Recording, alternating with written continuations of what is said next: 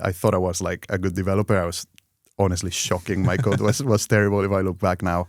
Welcome to the next episode of the Going Indie podcast, the podcast that dives deep into the world of independent creators and developers.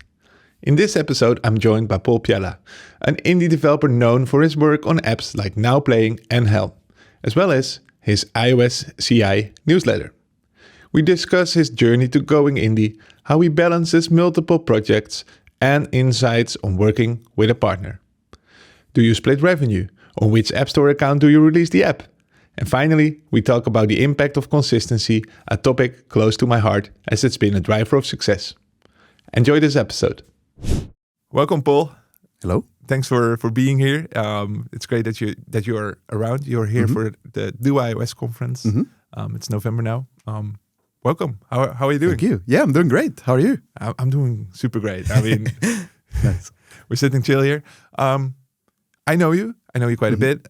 We've had Hidde on episode 2. Well, you and Hidde are now really, going hand in hand, working together on Helm, the native App Store Connect client. I feel like that's how I know you a little bit, but I also feel like I'm getting to know you for real today. Yeah. So, who's Pol? First of all, thank you for having me. Like it's a pleasure to be here. And when you invited me, I was like, yeah, I really need to do this. I really want to do this. So who am I? I'm originally from Barcelona in Spain, but I lived a lot of my life in the UK. So since I was 18 until sometime last year, I lived in the UK, and then I went back to Spain in October 2023. I'm an iOS engineer. I've worked as an iOS engineer since 2018. And yeah, I've worked for a bunch of companies, and now I decided recently to take the plunge and go indie. And yeah, I'm just working on a bunch of different things. How long is that ago that you went indie? July this year, July 2024. And it's now November, so for those listening, it's like 3 or 4 months. 3-4 months. Yeah. And are you broke? I'm not broke. I'm surviving, but I feel like it's been a big change. So I'm kind of like still climatizing to it, like still getting used to the ropes and everything. But so far I've enjoyed it. and you moved from UK to Spain in the same period, isn't it? Yes. So I had a move, but I didn't move and go indie immediately. So I moved and I had a full-time job in Barcelona when I moved. And then I decided to just go in the 6 months after that. So right. Something like that. You were not moving. And No. I don't think I could have managed that, to be honest. I struggled already with the move and everything and having a full-time job. So going indie would have been like too much. At the time. There's a lot on your plate, right? Yeah, exactly. Even if it's not, it feels like it. Yeah, 100%. So you started in 2018, iOS, what is it? iOS 10? I think so. Yeah, I think something like that. Yeah, I think it was iOS 10. What a good time to start. Yeah. It was a good time. I got past all the bad stuff, I think. Right? Yeah. Did you write any Objective-C? So, funny story, at the beginning of my career, I didn't write. So I started doing iOS at university. So I studied electronic engineering, and then on the last 2 years of the degree, you chose whether you wanted to go hardware or software. Chose the software route, and there was a module on the last year about like iOS development. So I took that, loved it, moved over to an iOS role. They took the opportunity. I thought I was like a good developer. I was honestly shocking. My code was terrible if I look back now. And started basically doing some iOS and stuff. And wrote a bunch of Swift for the first 2-3 years of my career. And then I moved to a role at the BBC in the UK, worked on the iPlayer app, which for those who are not in the UK, it's like the Netflix for the BBC. You can watch content and stuff. And it's a very old app, and it had a ton of Objective-C. Right. So I've written a fair amount of Objective-C in my career, even though I joined like quite late in the community. Do you miss it? I didn't dislike it, if I'm being honest. I didn't dislike Objective-C. Quite like it. I like the separation of like header files and stuff, but I can't say I miss it. I do dislike it, but I don't really miss it, to be honest. I like Swift and Swift UI and stuff. Yeah, it's much better these days. And how did you end up in the UK? So I went there for university. So I've had a passion for music. It comes from my dad and everything for all my life. And I've played instruments and stuff all my life. And then when I got to choosing what I wanted to do after school, I was like, I don't really want to do a degree at this point. Like, I'm not sure if I want to go into music. I DJ'd a bit and I had the dream like, oh, I want to become a DJ. And then my parents were like, please, like, study a degree, have some, like, because not everyone Classic. makes it. Yeah, you need to have like something there, like in paper, so that you can go into another field. So we reached a compromise, and I studied electronic engineering with music tech. So I had like the whole goal of the degree is either you become like, a recording, like a technician or something in a studio, or you produce music for artists, or you go the route where you build equipment and stuff for music. So we found like the only way I could study that was like going abroad, because there wasn't something similar in Spain. Right. So I decided to go to the UK to study that. Interesting how that decision brought you Yeah. into app development, because BBC was that your first official iOS job, or was there something before that? There was 2 companies before that. So I worked for a company in Manchester. So all of them have been in Manchester except for one. When I moved to Spain, one of them was straight after the degree. I worked for a company that's a music tech company, and I worked on a companion iOS app.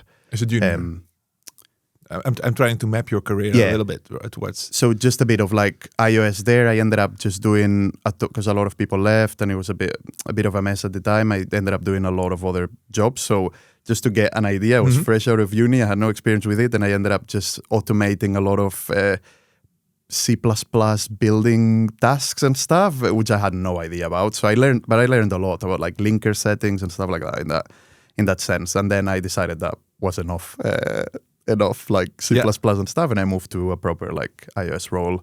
The next company, which was a student discounts company in the UK called Student Beans, had a great time there, and then I moved to the BBC. That was I feel like that was the best, where I've learned the most, to be honest, in my career. Which year did you start at BBC? 2021. I think it was like straight, still with restrictions from the pandemic and stuff. So I didn't go into the office for a very long time. The reason I'm asking this altogether is that you have a really short career before you went indie. Yeah. And that's in a way unique to the artists that I've had in the podcast, right? Like Yodi was not a developer before, so he had a unique journey. We had Hidde, who was a designer. Maybe Tim, 20 plus years of development experience, right? And now you show a journey that might be relevant to many young developers, because our career is quite trendy and new. So there are many young developers, and it's now 2024, and you already went indie. So 3 years of BBC, 3 plus years. How did you know you've had enough experience to go for independence?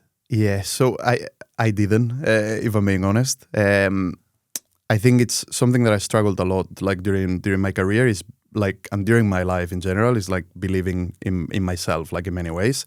To this point, I still like question a lot of the things that I do, and when I publish articles and when I do newsletter issues, or when I go into like podcasts, for example, like this one, I still question myself, like, oh, I don't have like as many experience as like the people, I don't know, giving talks at this conference and stuff.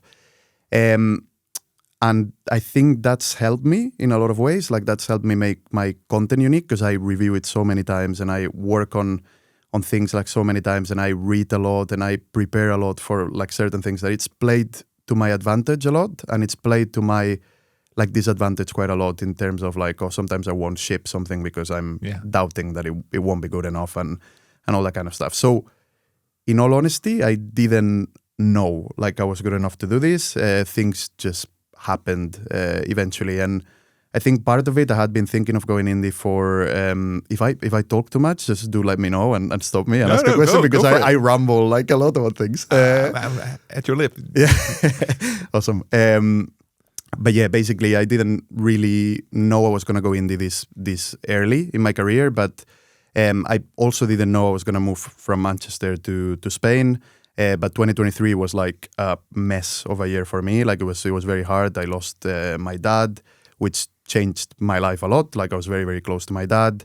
and my mom was left on her own as well. And we had like toyed with the idea with my partner of moving to Spain, but we always like we were comfortable there. We had our group of friends, jobs. I really liked the job at the BBC as well, and had a lot of like freedom to do other stuff, like to work on posts and stuff, on articles and apps and all that kind of stuff. And then when my dad passed away, we just thought like the best thing for me to do right now is to be closer to family, and we decided to just take the opportunity, move our stuff to Spain. I found a very good job like at the time in a company. And then my partner eventually found a job. We kind of like settled into life there. So it kind of all worked out like pretty well.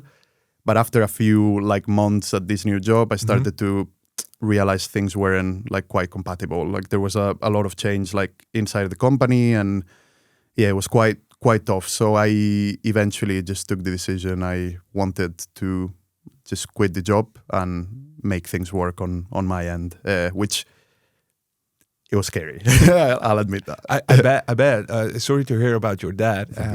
Yeah, these are impactful events. 100%. Does that also impact like the way you took that decision? Because I can imagine that it does, right? Yeah. Oh, like it did impact it like big time. Because if I hadn't moved to Spain, I think inevitably at some point I would have gone indie, because like I like doing a lot of stuff on my own, and I'm lucky enough to be able to monetize like a lot of stuff that I do. And at some point I was like, okay, I can't probably live off of this at the moment. But there was always like something stopping me. I enjoyed my job at the BBC, and I was like, I have got no real reason to quit it. Like I love my colleagues and I love the work that I do, and it's very impactful, and I write a lot about the stuff that I do. So I was like, okay, maybe I won't like just leave just yet. But then all this stuff happened, and I was like, okay, I'm not as happy in work anymore, and I've got no excuse now to not just try it and go in there. And this is so important, right? You only live once, so you really have to have a really good reason to not do it if you really want it, right? Like it's all about taking 100%. that step. You also say like you overthink a lot of things before you publish something, and still you do so many things. So in a way, you have managed to find your skill to get things out. Yeah. I think I got, so the only reason why I posted, like I started doing blog posts and stuff, because I looked up to you, I looked up to a lot of people in the community doing blog posts, and I knew I wanted to do something similar, and I enjoyed the like creating content kind of thing. And what I did was like keep some form of like log of the stuff that I had been doing. And at work, I did something very interesting, and I would just write it down and I would share it with some colleagues, but I had never thought of like publishing it online and for other people to see it. And at some point, one of my colleagues was like, honestly, this is pretty cool. You should probably like just put it online somewhere. And I eventually did. Like they kind of like pressured me so much and encouraged me so much to do it that I was like, okay, I'm going to do it, because now they're giving me this belief. And after like feedback that I've gotten, sometimes positive, mostly positive, but sometimes negative, but you learn from that negative feedback. But negative, like, as in, can you give an example?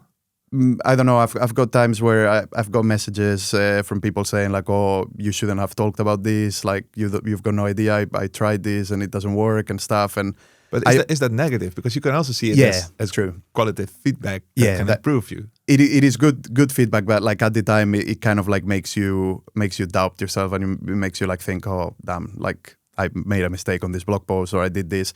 But you learn from it, and the more I write, and going from like writing every like so often to writing weekly really helped with this, because every time I write and I notice that I got something wrong and people say I've got something wrong, I go like, oh, like honestly, thank you so much, like because you've reviewed the article, you've read it, and I go back and I fix it, and it's even better. It improves like the quality of the. This is such content. an important mindset, right? With everything that you do, with an app that you publish, after you can polish it forever, right? My course on purpose is not only about how to make a lot of money. Like the first 3 modules are just about mindset. How do you get things out? How do you embrace failure in a way? Yeah. It's fascinating how you experienced that journey and evolved yourself into first thinking it's negative. You actually just said it. Yeah. To now realizing like, It's amazing. Bring in the feedback, isn't it? It's hard to shake off the mindset that you originally have, because I started my career thinking like, oh, I saw it as like attack, and I saw it like, oh, I shouldn't have any like feedback like this that says that I've got something wrong or that I do this. And eventually you realize, well, I'm fixing a ton of stuff because people are telling me that they're seeing this stuff. And it's happening a lot with Helm as well. Like we got a lot of like user feedback of like edge cases that we could not possibly have covered. And people have like versions of their app with a letter in front of it that's causing like some issues. And we didn't know, and we keep like fixing and improving the product. So it's kind of exciting that there's so many like bug reports, because we can't figure everything out. Like, and it's important to have that kind of like feedback loop and like collaboration with people that, you know, you learn from the feedback that they give you. So I completely agree, and I'm glad that's in your course as well. Like the mindset is like incredibly important. It can change your career like entirely. And is that seeking for perfection, is that something that's part of your life as a whole? Like when you try to become a DJ, like yeah, maybe you've produced music yourself. Have you ever published music, or did you hold yourself back there too? No, I did publish some music, and I did like a radio show at uni as well, and everything that Nice. people, I usually hide it because I'm not proud of that. My English was terrible, like Okay. it was terrible. But like some people my past work actually found it, and they shared it like around the office and stuff. It was fun, like, but it kind of like put me, like I feel like I am a perfectionist in that kind of sense, and I'm growing out of it a bit. Like I still like products to be like very, very good and stuff, but I'm learning a bit more to ship like early and learning from those kind of mistakes that you do and from it not being perfect. But with music, it really happened to me a lot. Like I would get very demotivated because I would do something and I would think like it was good then, but I would never just like send it to record labels or to other artists, because I'd be like, don't think it's good enough yet. Like I can make it better, and it feels like you lose the chance if you send something that's not quite. But it's a lost opportunity, isn't it? It is. Right? Yeah. I see so many developers not publishing their products because they think it's not good enough. Well, you can let others decide whether it's good or not. Yeah. And if it's not, then you'll get the feedback that actually helps you make it as good as you're actually seeking for, right? Like let people, let users help you get to the point where you actually want to be before going live. But don't wait for it. Go live, isn't it? And it's a beautiful like thing to look back. Like if you look back at like your version 1 and you look at your current version of your app, you'll see a lot of difference, and you'll feel proud of like the journey that it has done. And it's better to just like get things out there and see what people think. It can help with like validating that your idea is good, right? Like, or even like if you don't want to publish an app, you could just publish like a video of your app or like an image or something, and then just get it out on social media and try validate, see how people react to that, and see what people feel. And it gives you like kind of like an idea of whether it's going to be, you know, good or not. That's the thing, right? You start working on something, you don't know yet whether it will be something users want. So having a way to validate that, it's a nice segue into one of your apps that you have. You have the QR code app. When I saw that going live, I was like, Pol, aren't there like 100 of those? Hate to break it to you, but why do you do it? At the same time, it was inspiring, fascinating, and I know many people think about apps in a way like, okay, there's already an app out there, so why would I even do it? Same with articles. I bet you recognize that too. Oh, yeah. Why would I write another article about property wrappers while there are already 10? Why did you still decide to do that QR code app? And is it in any way successful? So in terms of the why I decided to do the app, it started when I started doing public speaking and conferences. I realized I actually needed a ton of QR codes to share like links, resources, or even like my own like website or Twitter handle and stuff like that. And I was going to websites and using these services that either they ask you for a subscription immediately or they give you a free trial, and then you realize that you want to reuse the slides that you used in the past, and nothing really works anymore because your QR codes go through their proxy first, and then they block you if you don't have an active subscription after your free trial. So it was a lot of like frustration around that point, and I was like, I want to build a product that does pretty much what, or even less sometimes, that a lot of these subscription services and a lot of these websites already do. But it kind of works forever. Like, it doesn't do anything magic. So there's no like tracking. I honestly couldn't care less about the the tracking that these websites gave me, because I wasn't really that interested in seeing the clicks. I didn't want to pay a subscription for that. I just wanted a QR code. And something very, very simple that I could work on. I work on flights, on trains that don't have like Wi-Fi, when I'm building slides, like traveling to the conference. And I couldn't use these websites to generate the QR code. So I wanted something offline first as well. And it would give me like a playground to gain some experience as well. There was no actual intention of making something like groundbreaking that would like... I mean, for one slide in your talk, one QR code, you're starting like a whole app. Yeah. But I just decided, I would go for it. Then I actually did the validation thing. So when I finished like a first iteration and I was happy with being able to export the QR codes, create like very simple ones, I decided to validate it. I put a video on social media, and it was the first time, from not having a lot of followers, it was the first time it had like 30,000 views, which was insane for me. And everyone was like, oh, yeah, I won the beta. Where's the beta? And I was like, okay, I'll just ship it, I guess. And I've had like a ton of very good feedback from it. And the fact that it's also not a subscription, a lot of people really, really liked. So it was a one-time like purchase. It was a paid app, which recently I changed the business model, but it's still a one-time purchase with the same price. But yeah, people really, really liked it. And I think you could see that there's like a lot of apps that do the same thing as you do, but putting your own like personal spin and maybe finding something that those apps don't really do that you really miss could be an opportunity to build something. I've heard from people in the past that want to build their own app just because the other one's paid. I wouldn't encourage you to do that, to be honest. Like, if that's the only reason, then maybe like don't do it. Just buy the other app, I would say. But if like you feel like there's things that could be done in a different way, or you could put your own like personal spin into something, or you could build something that does the same but in a different way that's better, then you could definitely do it. Yeah, and that's what Helm is as well, right? Like, it's. I mean, Helm is a native App Store Connect client. There aren't that many, and the API is still relatively new. Yeah, QR codes are like, everybody says they're not successful. Well, everybody still uses them, and you're targeting the whole world. Yeah, right? The whole world. Yeah, I think that's also a good thing to consider here. If you're building a niche app in a niche market, and there's already something for it, it's going to be much more harder to grab a piece of the pie. If you're building a QR code where almost everyone in the world could potentially need a QR code, you're basically targeting the whole app store. Yeah. Then the pie is much bigger. So if you get only a small piece of that pie, it's still a lot of users. And if your conversion rate in your app is 2%, but your pie is bigger, then you still get a big right. Chunk. And I mean, Helm, absolutely amazing native App Store Connect client. I think if you're doing app development, this is what you need. Also started from a pain point, right? App Store Connect was just terrible. Is terribly slow. Yeah, it's still. And you solve that if only by storing your apps in memory while you can directly get started, right? Like something like that. Or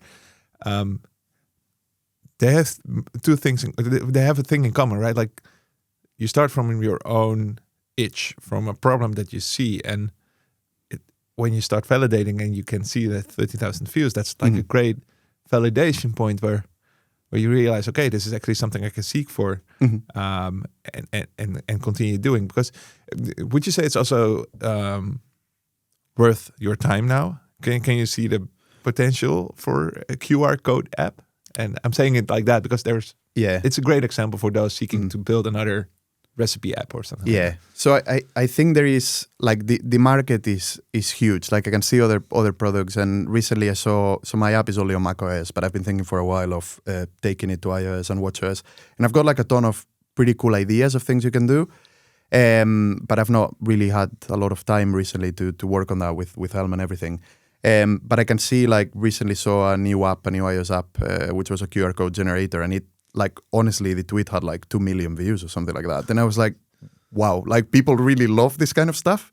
And it's kind of now like my playground for doing a ton of like experimental stuff. So now I'm doing a lot of like, I'm doing on-device like machine learning to generate like artistic QR codes, which are kind of like a trend now. So you can basically uses like some control net models to make sure that the QR code is still readable, but it honestly looks like it shouldn't be readable. It kind of morphs the image that you give it into a QR code. So there's a lot of like fun little things that I could do that could like differentiate it from other like things in the market. And I think it does have a lot of potential because every time someone talks about QR codes or shares something, I see the tweets going viral. And to some point, I don't really understand it. But like when you go to a restaurant, you usually have to scan a QR code. When people think of promoting something on their slides, they usually use a QR code. So there is a market. And to this point, it's not like, I think it makes like 200 euros a month or something like that, which is quite nice. And it kind of like, for the little time that I put in it, you're just getting started. Yeah, exactly. And it's quite good, like for the little time. So if I put more time and I build like more stuff, then I guess it could, big change. I think it will be supporting more platforms because a lot of people have been asking a lot. And also visibility, right? Like you need to still grow your presence. And if you're just getting started, your app is just out, you shouldn't expect right away that you make like 5K a month with an app, unless it's like an AI app that, you know, like we've seen some recent crazy examples, but Rocket Sim's revenue was the first 2 years was like under 1,000 monthly recurring revenue, and only after, you know, it started really to raise because your app becomes more mature. It really fills the gap that you've seen before that other users see too, because they will run in the same problem. I've actually recently had somebody that had a QR code and it didn't work anymore, but it was already printed out and it was laying around in that restaurant, right? So it is a real problem. Yeah, that was my original pain point, though. Yeah. Like I don't, and the thing that I've got about Create that I think it's super important for people who are building an app is do not give up on the original reason why you build the app. So even though like you might get users asking for, I don't know, I want tracking and stuff, and I want online features. So for example, for the artistic QR code stuff, I feel like that's a very niche feature that maybe not a lot of people will use, but will kind of like give some nice playground thing, and it lets me like play with some APIs. I could have like, there's an API that does that. I could make network requests and stuff.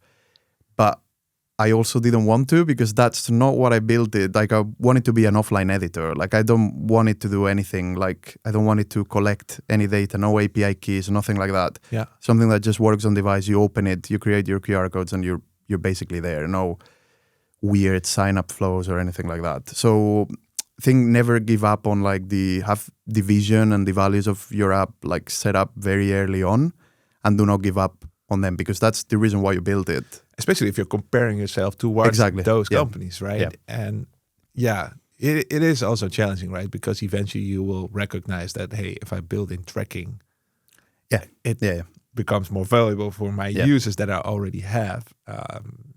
So that I think I just want to point out that it's also fair if it eventually changes because your journey evolves, right? Like, but it's good to have that playground app. This episode is sponsored by RevenueCat, the easiest way to add subscriptions to your mobile apps.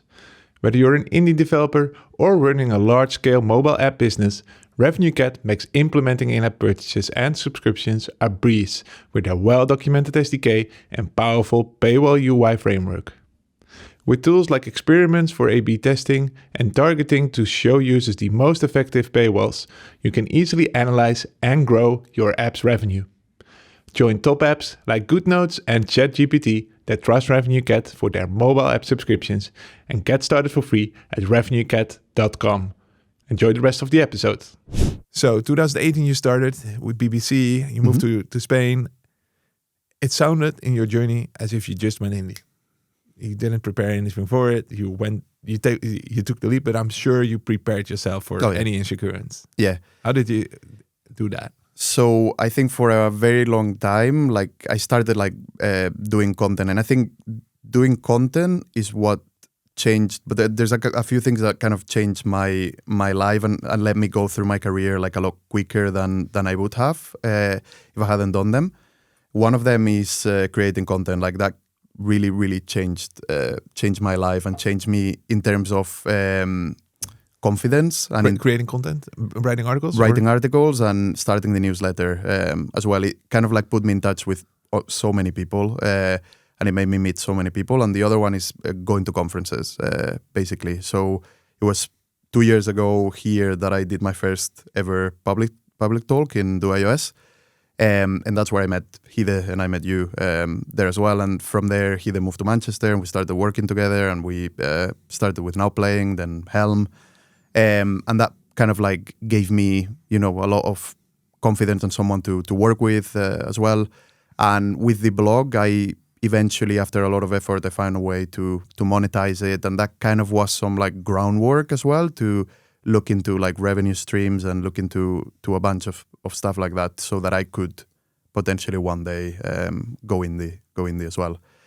So I did prepare a lot in that sense. How did you monetize the blog? Just to advertisement, so like sponsored slots. So I don't do any Google ads or anything like that. So people can book like a 1 week package to advertise their product. Right. It's not that you monetize people to watch the QR code app or to Helm or no. So I've got that, and then I've got the sponsors on the newsletter as well, which that also like brings in some revenue. So in terms of preparing, I just like really spent like a very challenging year. I think 2023, 2024 before I went indie was pretty challenging because I worked on a lot of stuff and on the side, yeah, while having my full-time job. And when I moved to Spain, like it got even harder because the job was not more demanding technically, but more demanding in terms of hours.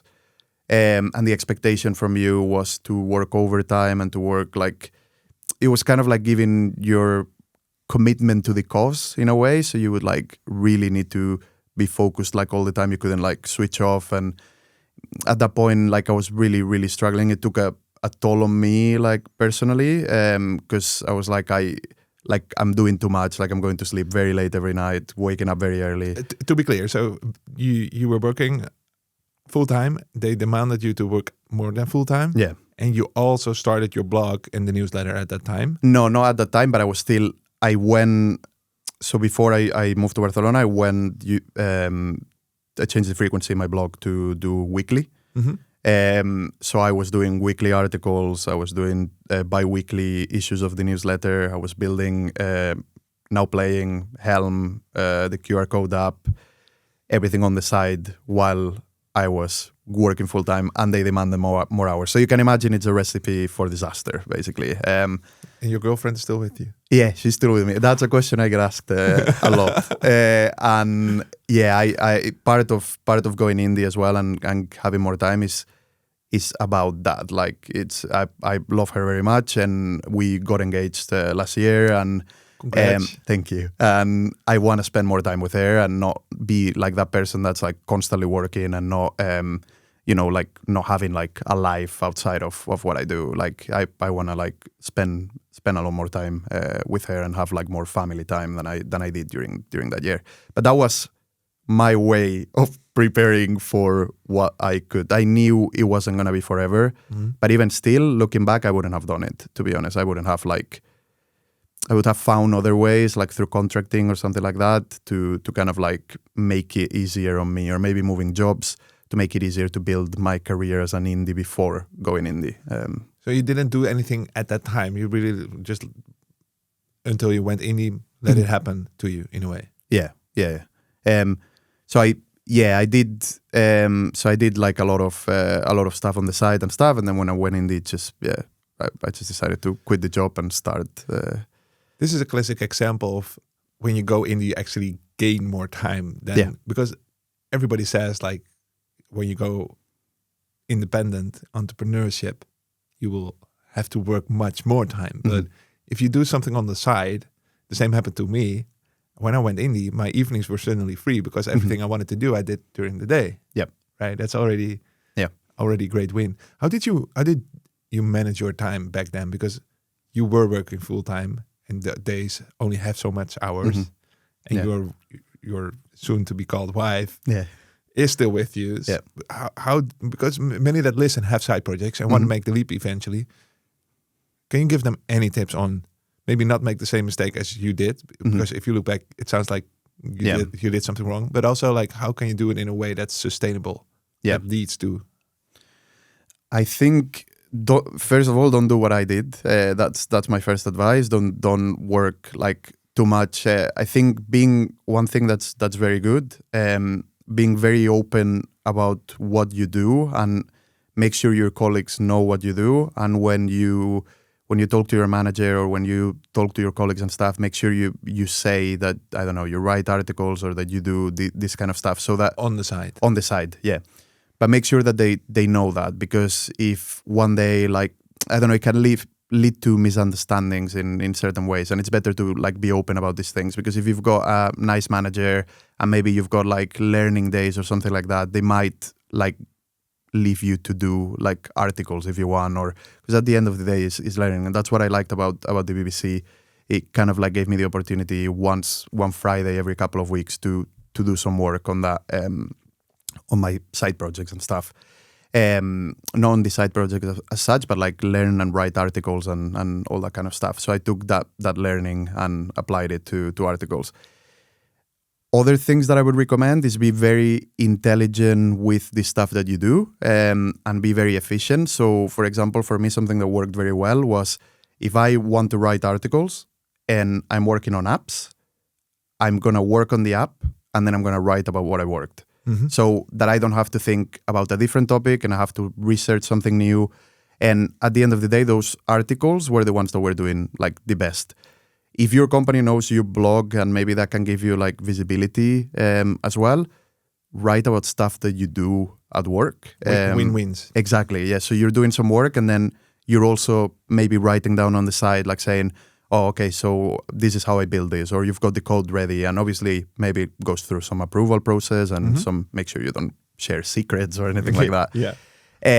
But a lot of the time, like it's a win-win for both sides, and you can save yourself some time. So one of my most like viewed articles that maybe says a lot about Swift UI is how you can rotate a specific screen in your app without supporting landscape on your phone.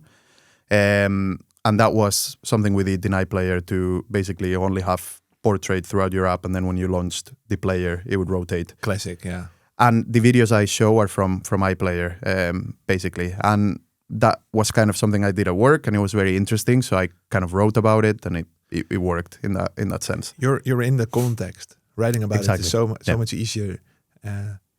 Another part in my course is how you can benefit from your full-time job. And there are so many learnings you can gain out of your full-time job, isn't it? Like this is a great example of where you write knowledge based on what you learn in the company, and you're open and honest with your colleagues. It doesn't always work like that, by the way, but it does give you opportunities to also work during work hours eventually. But there's also like people in marketing or in sales, like go chat with them and see if you can seek something that you don't know yet while you're at that full-time job and make the most out of it, right? Really seek for those win-win opportunities. I think that is great. When I worked at WeTransfer, I also really signed an addendum, kind of like to really put on paper, like, hey, I'm doing something on the side, and here I sign that I will only work on it on the side, and it won't ever take over my time when there's two deadlines crashing each other, something like that. You know, those kind of basically to put each other on the same page and to manage expectations. Did you do the same there as well? I didn't do it. In looking back, I should have, and I think when I negotiated with the new role that I took in Spain, one of the things I should have done is get a lot of the promises and stuff that I like got made during the offer process and stuff in paper, because that kind of like I wanted time to go to conferences, and they were like, oh yeah, that's okay, and then they started complaining about me going to conferences. So you really need like things in paper. So that's 100% something to consider if you're negotiating an offer, or if you're a job already and you're doing things on the side. Make sure there's an understanding, just because it will save you like hassle down the line for sure. Yeah, and it's well for the company, right? Like you were great at managing your time, it feels like, or find those win-wins. But I bet you've also had days where it just didn't went as you wish. Mhm. Your energy level would definitely be lower Yeah. the next day at your work Yeah. than it would have been if you didn't had all the side projects, Mhm. right? Like, has that ever been an issue? It wasn't an issue at the BBC where I was, because we had like very clear like working hours, and it was like a very healthy environment. I think it's honestly the healthiest environment I've ever worked in, where when you finished your hours, like there was no expectation of you staying there to. You just said they demanded you to work over hours, right? Oh no, that's not. So that was not my so my last job was the one in Spain. It wasn't okay. the BBC. Okay, I wanted to make that yeah, clear. yeah, no, that's clear. BBC is a great place to work. It is a fantastic place to work. So yeah, there was no, they didn't demand any, extra commitment. Even though I felt committed, and if there was times where I had time, I would like give it. But if I didn't, like family kind of like time or things that you do outside of work, where your own business, you can leave whenever you want, and as long as you've done your hours. So there it wasn't really an issue. But when I moved to the new job, it started to become an issue. I felt myself being very tired. Like some days I'm feeling like demotivated, and it kind of like made me not be as efficient with my work as I was, and wanting to leave the office and wanting to go home and stuff like that. So I was getting into a bit of a vicious cycle, and that's why, like I always say, like find like a workplace and a job that aligns with what you want to do, and respect what you want to do as well, and that you feel like you can work on this stuff on the side if you want to, if that's really important to you. And then the other thing that I didn't do, that I honestly do now, and even going indie, is take days off. Like take days off, enjoy time off, block weekends. Like say, okay, I'm not gonna work on weekends, just Monday to Friday. If there's one day where you feel like, oh, I really can't do anything today, I'm not in the right headspace, just don't do anything. It's fine. Like it's actually beneficial. Like sometimes you Absolutely. go back to work with more energy, and then you spend maybe 5 hours looking at something, and then the next day, like you decide to call it off, leave it for like a couple of days, and then you come back and you fix it in 20 minutes. So This is a classic, yeah. yeah.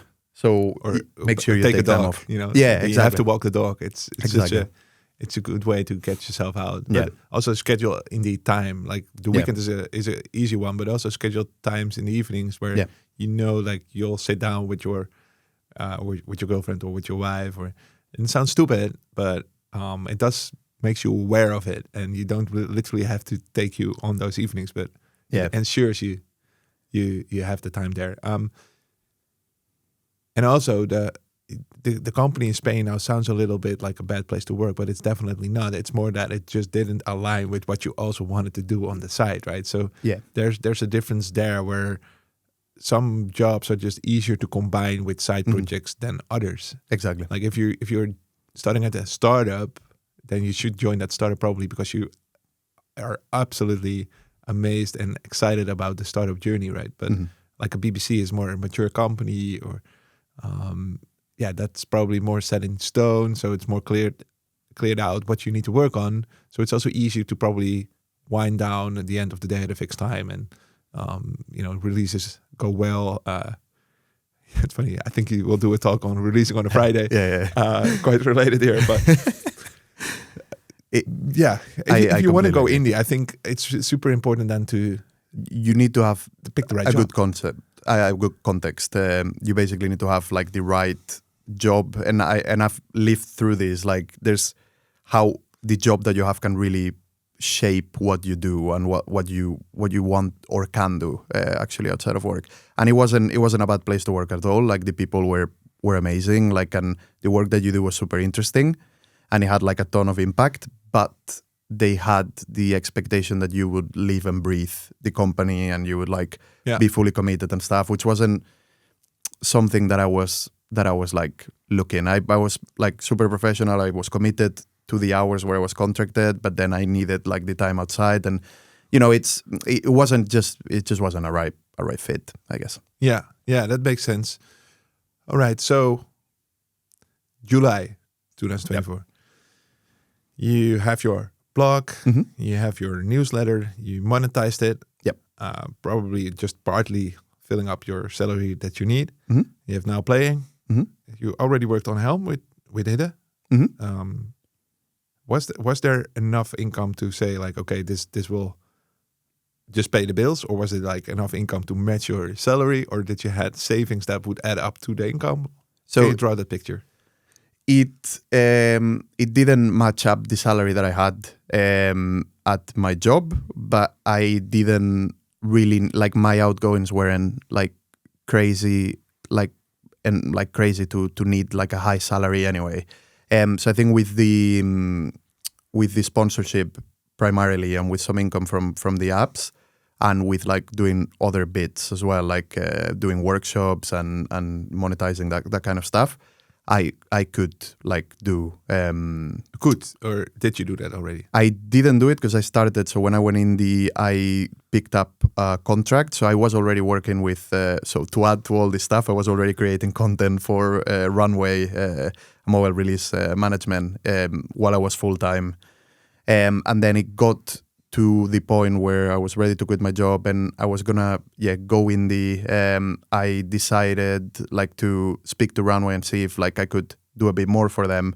That was kind of like giving me the safety. They said yes, they had a project going on, and I started working with them on a project with a low like time commitment, and that gave me like an extra layer of safety. I think I could have lived with the other stuff, but I wanted like the extra bit of like safety as well, like a safety net in case some sponsors just fell through, or something happened like in that kind of like year.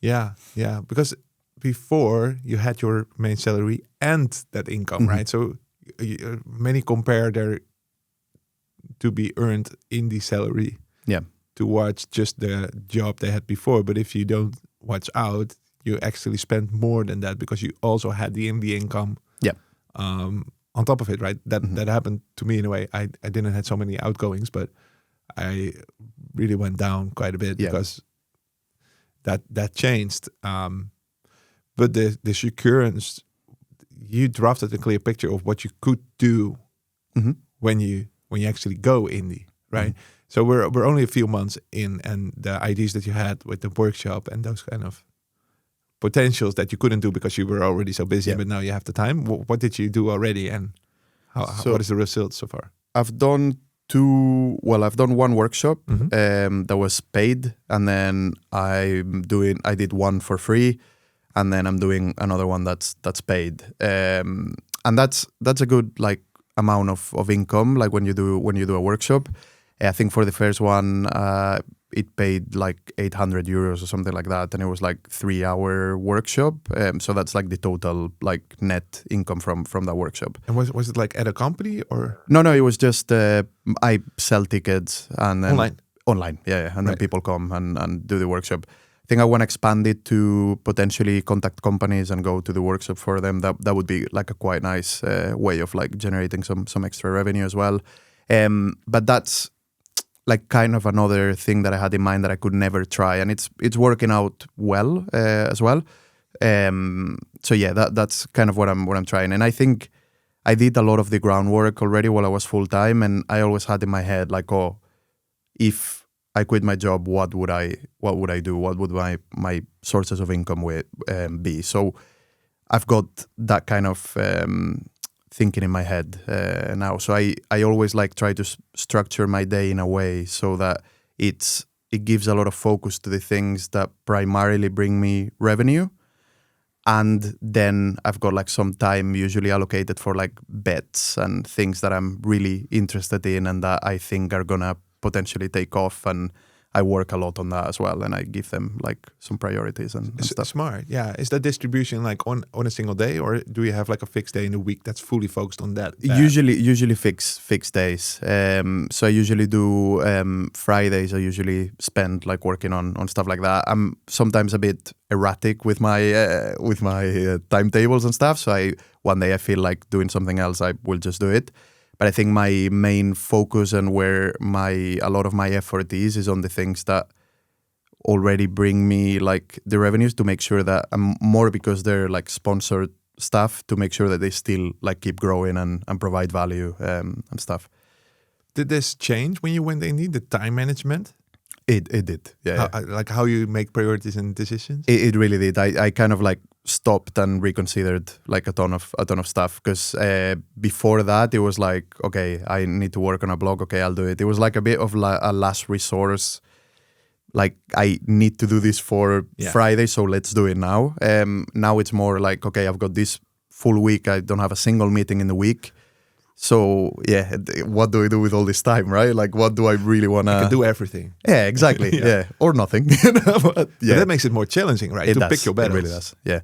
And the first like month, I kind of struggled with it, because I was like, okay, I don't know what to do with all this time now. But then I started like just trying to figure out what was really... And I think before you put like anything on a calendar, you should write down what's really important and what you really want to achieve. And more of like on a live level as well, like what you want to be doing. Like, is this thing that's bringing a lot of money really what you want to be doing? Maybe not. Like, maybe you're tired of writing blogs. So start finding other stuff and maybe put more emphasis to that and put the other thing on maintenance mode. Maybe like just try not grow it, but like just keep it going to see how it goes. So it's contrary, right? Like you feel like you get more time, so it becomes much easier to make your priorities and do the thing. But in a way, it's not. Yeah.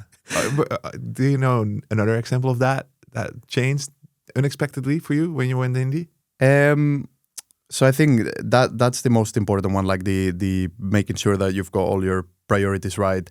And then I think the time off is another thing that really changed, and that I'm really getting used to it now, because like, for example, my fiance is fully employed in a company, so she's got time off allocated, and she's got like bank holidays and stuff like that she takes.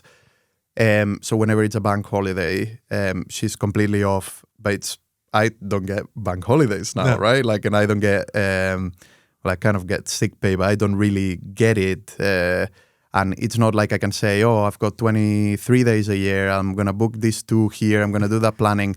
So being like very thorough with those kind of things and making sure that, okay, I'm setting this time off there, or not feeling guilty about taking time off, because that's another thing that I'm still struggling a bit with. Yeah, you find it hard to take time off, right? Because 100%. You can take off whenever you want, right? Yeah. But you make it sound like you could only take time off if you wanted. You could just like not do anything. Obviously, that won't work very well. But there's no one who is going to tell you like, oh, what are you doing? You're taking too much time off, or you're not taking time off. Yeah. So, everything you do adds up to your own income, right? Exactly.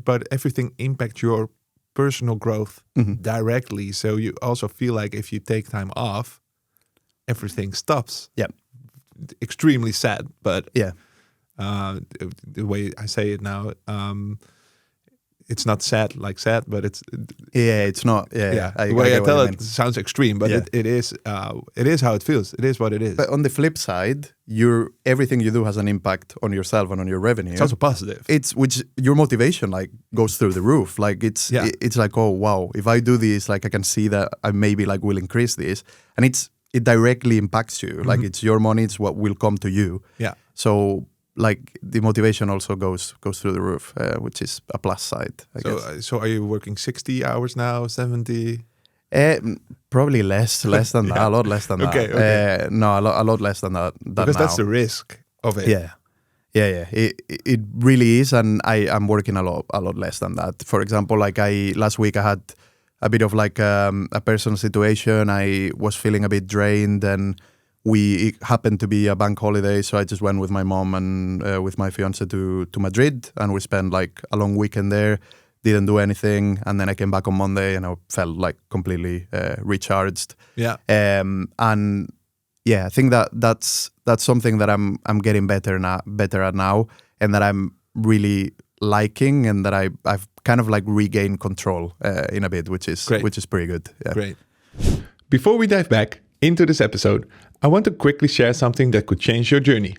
If you're dreaming of turning your side project into full independence, my Going Indie course is designed to guide you every step of the way.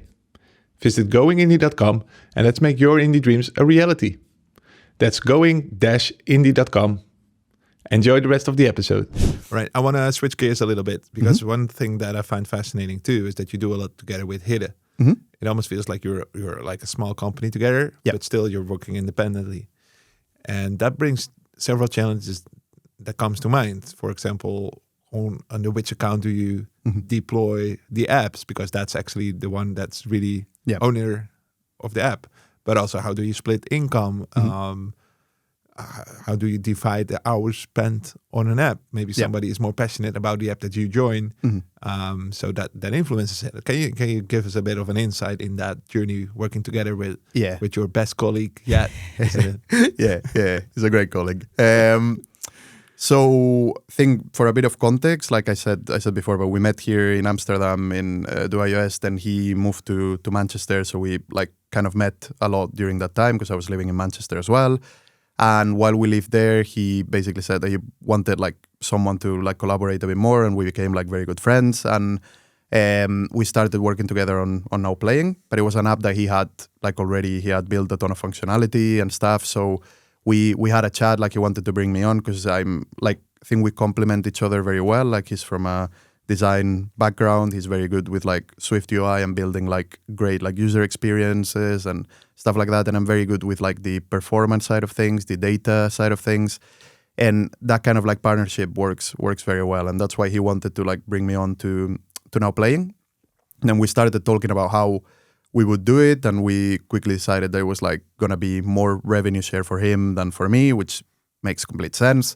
So it was like a 60-40 split. And from that point on, yeah.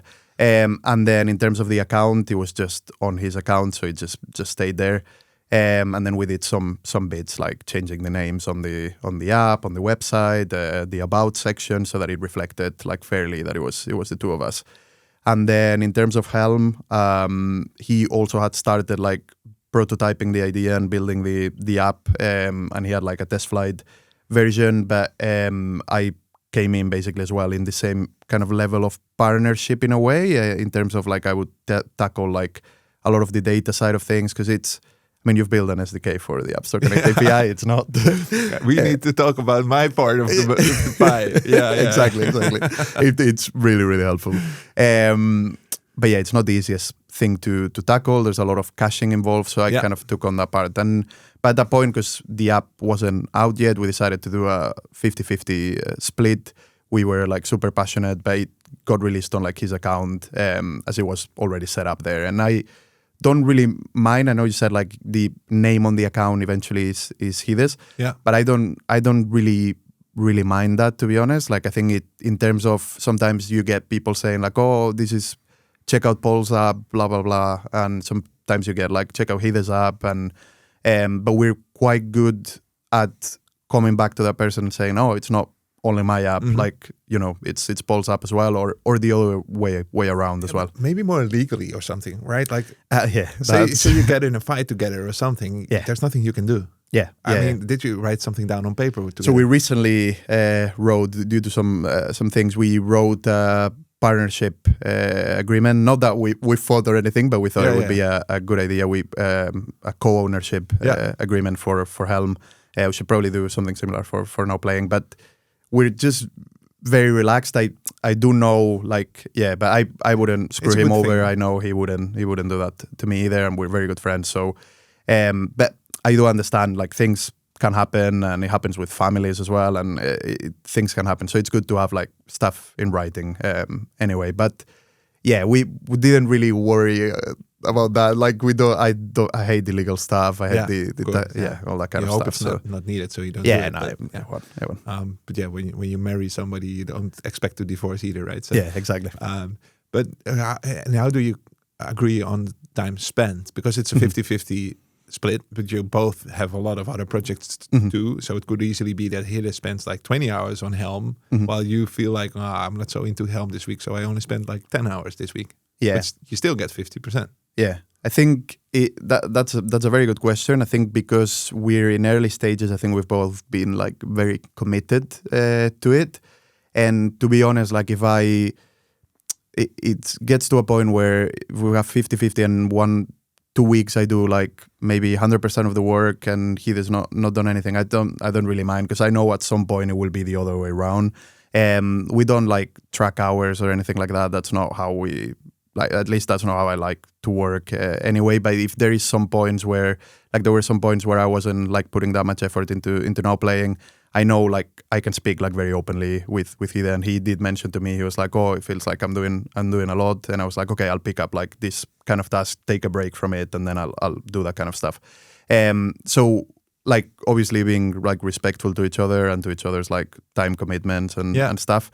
And just basically sharing responsibilities and making sure having defined roles on what each other does is really helps with that, because there's a lot of stuff that I can't do without Hidde and Hidde can't do without me. So there's a lot of stuff where the UI is ready, so I'll know like that's holding up the release, that I need to like work with the App Store Connect API and implement a bunch of stuff that I will go and do. So it works quite well in that sense. Yeah, so I think it's really important that you have a really strong connection with the person that you start the project with. 100%, yeah. He was really generous for you then with now playing the 40%, right? Yeah, like at that time when you started, you directly gained 40% of the income. Yeah, while you haven't done anything for the app yet. Yeah. I think it was incredibly generous. Did you consider contracting with him instead? I think we talked about it like for certain things. So I've helped him with Gola a bit as well.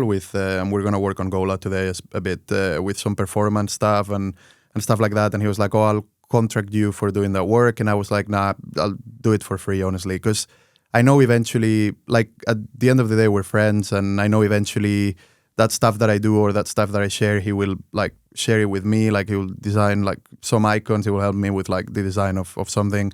Still components that he's built on Helm as well, and I put them in my app sometimes. And does he know? Yeah, he'll eventually find out. But yeah, I know that like we do a lot of stuff like that for each other. So I think it eventually works in that sense. But yeah, I agree. It was like entirely generous from his side, to be honest. Yeah, and if it brings you both in a better place, because he knew you as well, he knew like, this will bring my apps to the next level. Mm-hmm. Yeah. Then there's also something to it to invest in it a little bit, right? And then eventually, yeah, for sure, when you just started, you got 40% while not having done anything for it. But it's also an intent for you to, to push it and bring something. Yeah, and it makes you feel like with that kind of like split, it makes you feel like you co-own the product, right? So it's now your name as well that's on the line. If people like complain about it, if people like if it's a bad product, it's your reputation on the line as well, and what you're building. So it kind of like makes you motivated to build the best possible like experience that you can have. Yeah, that makes sense. All right, so we're getting closer to the end. I want to look ahead shortly with you. You just went indie. What are your what do you work on the Fridays, basically? Like, what are your plans? What do you hope to be doing? So I'm doing a lot with AI these days, just trying to like get familiar with like how to run models locally and how to do on-device experiences. I'm working a lot with like my app create with the QR code app. In that sense, it's kind of becoming my playground to doing this kind of like research and this kind of more challenging stuff that I'm looking into. So that's my goal, is to eventually keep like building more apps and become a bit of an expert in running more local experiences, because I think that's the approach that I'm taking with AI now. If it's something more like computational heavy, like generating images, for example, or this kind of like morphing images into different things. I don't really want to use an API because it's, first of all, it takes a lot of time. Like it can take up to a minute to generate like things, and I don't want to keep a connection open for a minute. I don't want to pay a lot like to do this kind of tasks. So I'm trying to like build up on that kind of like knowledge, and then I've got like a solid foundation to be able to experiment with things a lot easier than it would be like if I already have to charge people for using it or them providing their API keys. So for example, with Create, I'm trying to get people to do unlimited like image generation for free because they don't really have to pay anything because it's all on device. Yeah, you don't have to pay more either. Yeah, exactly. So that's the kind of stuff that I'm working on and trying to like learn a bit more about that. I think that's my main like goal for the future, and obviously just keep building apps. If I think the end goal is that one day my whole revenue will come from apps. Ideally, if my whole revenue came from Helm, that would be ideal because that's the one that I enjoy. I think Kido shares the same. Right. So it's not that you have all those apps to allow you to work on AI. It's So, and then like I think the one that I'm enjoying the most at the moment, working on and building updates and building functionality, is definitely Helm. So. Growing that to potentially being like the full-time job for the two of us would be ideal. So sounds like a pretty good dream, especially if App Store 100%. Connect remains the same. That is granted, it all remains the same. Yeah. All right, and for those listening that seek to go indie, you just went indie. I feel like you're right into it. You're actually now going indie. It feels like. Yep. What would be one tip you want to give to those that have a side project and dream of going indie? I would say like one thing that really helped me was try be public with what you do, like try grow an audience, try go on social media. I know it can feel like a drag sometimes, and it can feel like maybe you don't enjoy like social media that much, but it's super important to kind of like grow your audience. And once you've got like a bigger audience, then the impact you can have with your products obviously like exponentially grows. So I would say like be public about it, keep working on it, but take it easy. Like do not take time for family. Relax and enjoy like yourself as well while you're doing it. And one of the most important things is have fun with what you're doing with your side projects, because as soon as you stop having fun and it being like a thing that motivates you, then it probably isn't like you have to think, would you see yourself doing this full time? Yeah. And if you don't, then maybe like it's not something like that you want to do that much, and maybe it's not something that you want to put like that effort. And don't be scared to drop things as well. Like if you feel like it's not taken off, or if you feel like you don't enjoy it, or you didn't think it was going to be like what it was, don't take it as a failure. It's just another learning experience. Just embrace failure. Yeah, exactly. And the audience building, do you mean like building an audience for the project that you have in mind, or just in general? I think in general for yourself. Like I think for you as an indie developer, for you as a content creator, it's important to build an audience so that more a network. Exactly, like relationships a network. Of like-minded people around you that inspire you, that help you further. Yeah, and then when you're ready to launch your next thing, then you will have people you can either collaborate with, or you can ask them questions. They can give you feedback, and you won't feel like you're alone launching things. You'll have people to support you. Yeah, your reach compounds with the creators around you. Exactly. Right. Amazing. That's a great way to end. Awesome. Paul, if people want to follow you, where can they find you? All over the place. But if you go to my Twitter profile or Mastodon, they're both Pol Piella Dev. And it's just that handle on both. It's ios.dev.space, I think, on Mastodon. It's complicated, very complicated. I'm not on Mastodon for this reason. Fair enough. It's quite complicated. You can no longer say the handle. You have to say the space you're in, like the server. It's so complicated. But it is complicated. Or LinkedIn. I'll put the links down in the show notes. Please do. When you find them directly, press the like button. I hate that I have to do this, but if you say like and subscribe, well, the button will actually glow if you say like this video. Really? Yeah. I didn't know that. Nice. YouTube AI. Like this video. That's pretty cool. You see it? like this video. Well, if you're listening to the audio, maybe watch the video as well on YouTube and press like or rate in your favorite podcast app. No, Pol, absolutely amazing that you've been here. I look forward to you talking to iOS, and I'll keep following your indie journey. Good luck. Thank you so much, and thank you for having me. You're welcome. It's been a pleasure. That's it for this episode. Every indie journey is unique, and you might find inspiration in other episodes as well. If you enjoyed the show, please like, subscribe, or leave a rating on your favorite podcast platform. It helps me reach more creators who dream of going indie. Thanks for listening, and see you next time.